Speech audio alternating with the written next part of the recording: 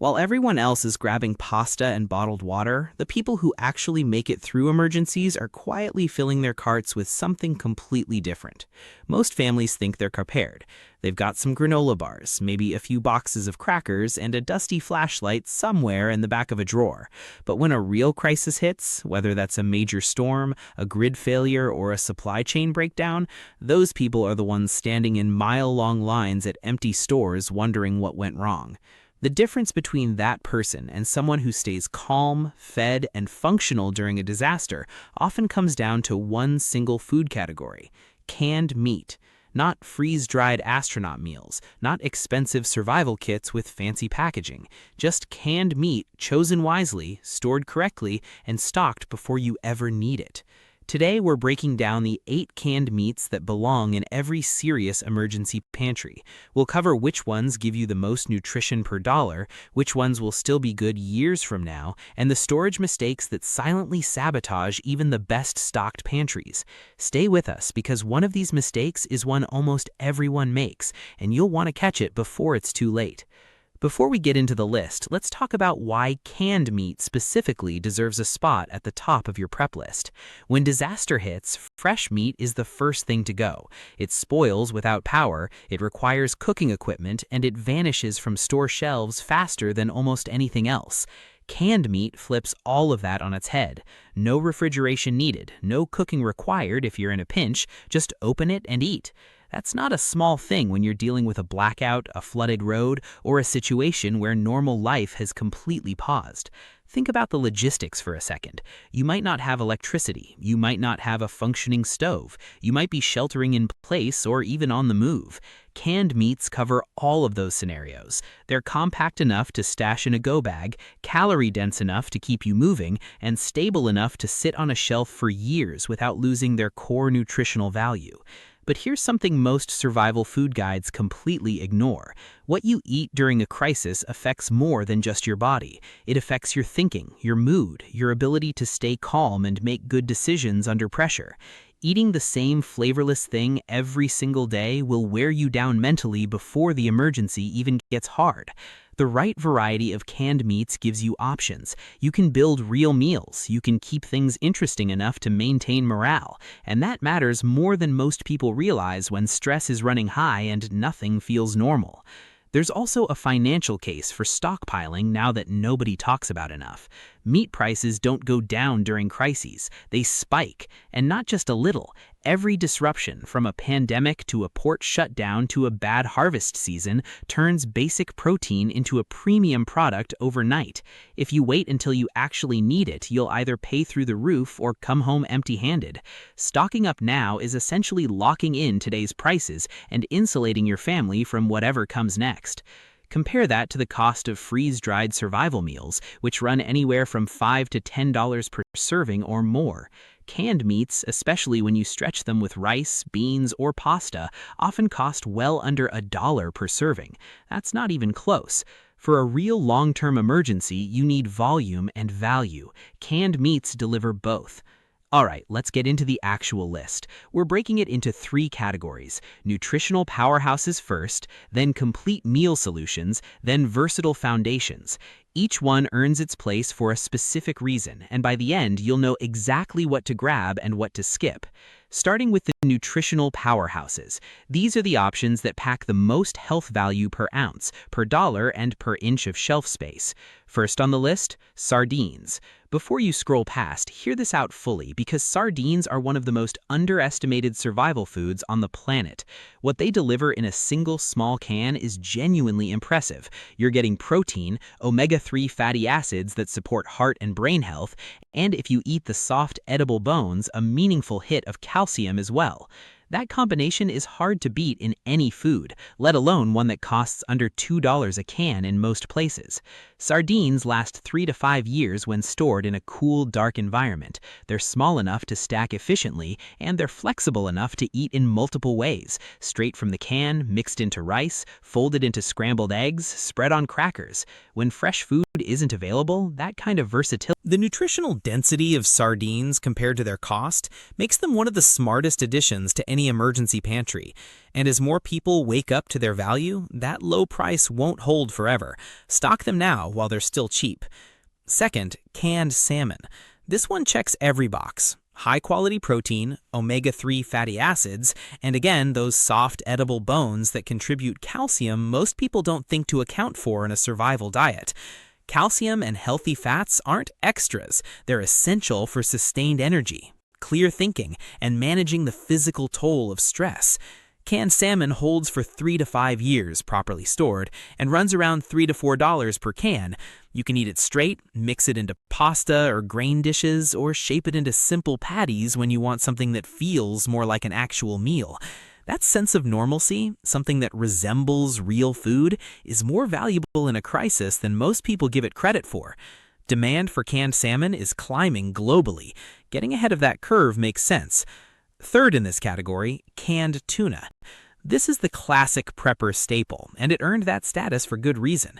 Lightweight, protein-dense, loaded with omega-3s, and often available for under $1 per serving. It's the workhorse of emergency pantries everywhere. The shelf life runs 3 to 5 years unopened, and the ways to use it are almost endless. Mix it into pasta, rice, salads, or eat it straight out of the can. It lasts 2 to 5 years stored in cool, dry conditions. Cost runs $3 to $5 per can, which sounds like more, until you consider how many meals you can pull from a single can when you're strategic about it. One important thing to watch with ham is the sodium level. It's high, which helps preserve it, but in a long-term situation, you need to offset that with plenty of water and water-rich foods. Store in airtight containers to keep it protected, and it becomes one of the most reliable, morale-boosting proteins in your entire stockpile. Now into the third and final category, versatile foundations. These are the canned meats that can become almost anything, the ones that slide seamlessly into whatever you're making and make every other pantry item better. First here, canned lean, protein-packed, and arguably the most flexible canned meat on this entire list. Canned chicken shreds easily, mixes into almost anything, and has a mild flavor that works with a huge range of seasonings and combinations. Soups, stews, wraps, grain bowls, simple sandwiches, hot pasta dishes, whatever you're working with, canned chicken fits. At around $2 to $3 per can and a shelf life of 3 to 5 years, it offers serious value. One important tip, opt for low sodium versions whenever possible. High sodium content accelerates dehydration and contributes to fatigue, both of which are serious problems in any extended emergency situation. Store it in a cool, dry location, rotate it regularly, and canned chicken becomes a foundational piece of any well-built emergency pantry. Last on the list, canned corned beef. This one is chronically underestimated in the preparedness world, and that's a mistake. Corned beef is protein-dense, shelf-stable for 3 to 5 years, fully cooked and packed with a rich, savory flavor that makes it one of the most satisfying options available. It works diced into stews, shredded for wraps and tacos, or mixed with rice and beans for a complete, filling meal. The cost typically runs under $5 per can, and the meal possibilities from a single can are more than you'd expect. It's also worth noting that in genuine long-term crisis scenarios, quality food items like corned beef can carry barter value. People will trade for things that taste good and fill them up. Corned beef does both. It's cheap, reliable, versatile, and underrated. Add it to your stockpile now. So those are the 8. Now let's talk about how to store all of them so they actually last as long as the labels promise and stay safe when you finally need them. The core storage rule is simple: cool, dry, and dark. Heat degrades quality over time. Sunlight causes temperature swings that shorten shelf life. Moisture leads to rust, which can compromise the seal on a can. You want a pantry space, a basement corner, a dedicated closet, or any area that stays consistently cool and doesn't get direct sun. Interior rooms typically work better than garages or outdoor sheds where temperatures fluctuate. Don't just stack cans loosely on a shelf and call it done. Use sealed plastic bins or airtight storage containers. These protect against moisture, keep pests out, and prevent cans from getting dented or crushed. A small puncture or dent near a seam is enough to compromise the seal and make a can unsafe to eat. The bins don't need to be expensive. Standard storage totes with lids work well. The single biggest storage mistake people make is not rotating their stock. You buy cans, stack them up, and forget about them. A few years later, you crack one open, and it's either expired or degraded enough that the nutritional value is significantly lower than you expected. Rotation is simple, but it requires a system. Write the purchase date on every can with a permanent marker the moment you bring it home. Then organize your pantry so the oldest cans are always at the front. Use those first and replace them with new ones at the back. Repeat that cycle and your stockpile stays fresh indefinitely. Set a calendar reminder every 6 months to do a quick audit. It takes 20 minutes and saves you from a potentially serious problem down the line. Now let's talk about stretching your supply, because in a real extended emergency, you're not just opening a can per person per meal. You're thinking about how to feed more people across more days with the resources you have. The most effective way to stretch canned meats is to pair them with shelf-stable carbohydrates. Rice, dried beans, lentils, and pasta are all cheap, long-lasting, and filling. A single can of chicken mixed with 2 cups of cooked rice and some canned vegetables becomes a meal for 4 instead of 1. A can of corned beef stirred into pasta with a simple canned tomato sauce feeds a table instead of a single person. The math on this is significant. Those shelf-stable carbs multiply the number of meals you can get from your protein supply. Stock both together, and your emergency pantry becomes dramatically more effective. Soups and stews are another smart strategy for both stretching supply and maintaining morale. Take any of the canned meats on this list, dice or shred them, and add them to a pot with canned broth and whatever vegetables you have available. The meat flavors and enriches the broth. The broth and vegetables stretch the meat. A single can of ham or Spam in a large pot of soup can feed a family. A can of tuna in a simple vegetable broth is a surprisingly satisfying meal. These aren't gourmet dishes. They don't need to be. They need to be filling, warm, and varied enough to keep people going day after day.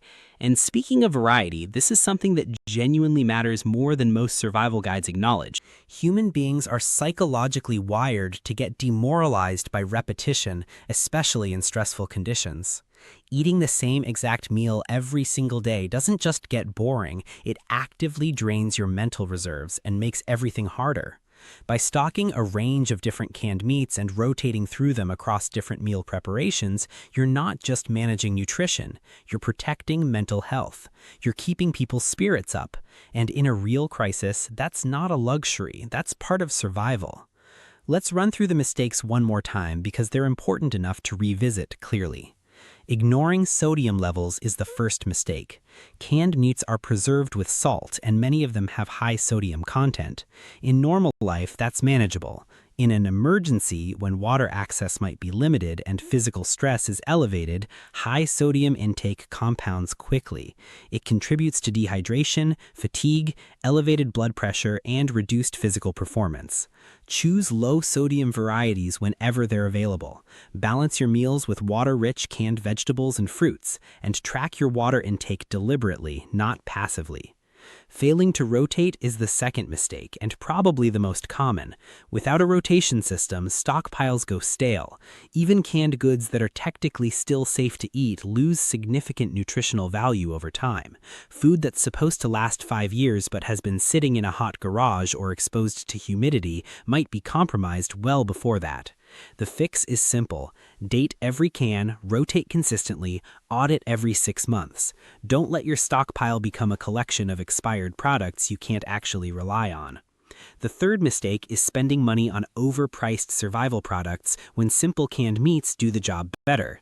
Freeze-dried meal kits and branded emergency food packages have excellent marketing, but the cost per serving is dramatically higher than basic canned meats. For the price of one freeze-dried meal, you can often buy 3 to 5 cans of tuna or chicken that provide equivalent or superior nutrition and longer shelf life. There's nothing wrong with having a few convenient options in your supply, but building your foundation on expensive branded products is a budget mistake that leaves you with less overall coverage. Focus on value. The goal is feeding people well for as long as possible, not impressing anyone with packaging. The fourth mistake is underestimating what monotony does to people. This one is harder to quantify, but just as real as any of the others. When stress is high, when routines are broken, when normal life is suspended, the things that provide comfort and normalcy take on outsized importance. Food is one of those things. A meal that tastes good, that varies from what you had yesterday, that feels like something a person would actually choose to eat, that does something for morale that pure nutrition cannot. stock variety, rotate the menu mentally as well as physically. It matters more than it sounds like it should. So how do you actually build this out practically? Start by assessing your specific situation. How many people are you feeding? Are there any dietary restrictions or preferences in your household?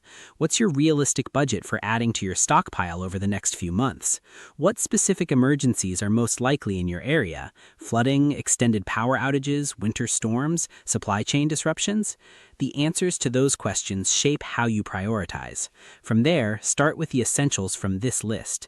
You don't need to buy everything at once. Pick 2 or 3 of the 8 we covered today and add a few cans per shopping trip until you've built real depth. The goal isn't to buy a year's worth of food in a single weekend. The goal is to build consistently over time so that when you actually need it, you're genuinely ready. Think in terms of layers. The first layer is a 2-week supply, enough to cover a short-term disruption like an extended power outage or a local natural disaster. The second layer extends that to 1 to 3 months, which covers more serious regional or economic disruptions. The third layer, if you're serious about long-term preparedness, takes you out to 6 months or beyond. Each layer adds more depth, more variety, and more peace of mind. As you build your stockpile, make sure you're also building the meal infrastructure around it. Canned meats are the protein anchor, but they work best when you've got rice, beans, lentils, pasta, canned vegetables, and basic spices alongside them. A well-rounded emergency pantry has all of those pieces working together.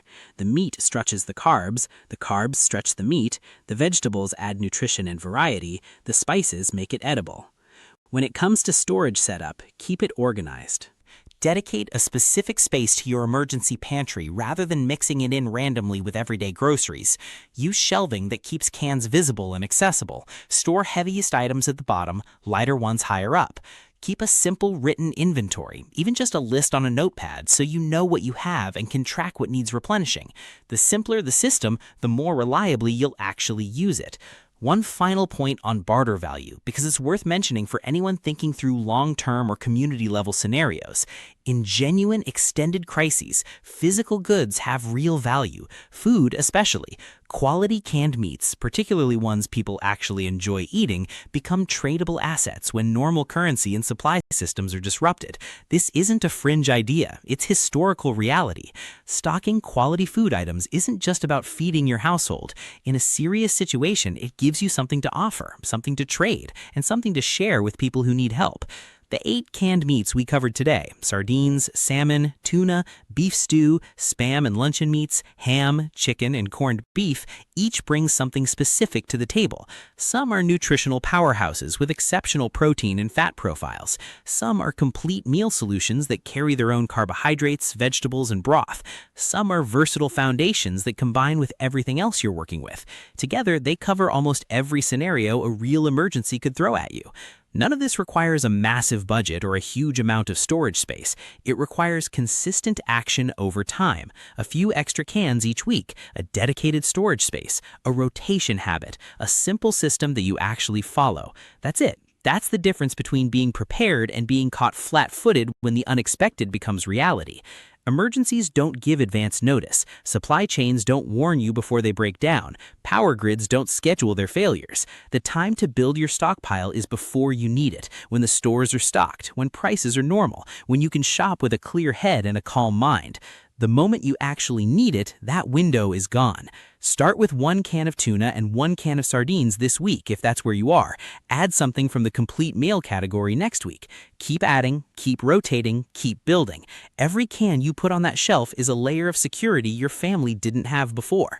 If this helped you think differently about how to prepare, hit the like button, share it with someone who needs to hear it, and subscribe to my channel so you don't miss what we cover next. We've got more essential guides coming on exactly this topic, because preparation isn't a one-time event, it's a habit, and the sooner you build it, the more protected you become.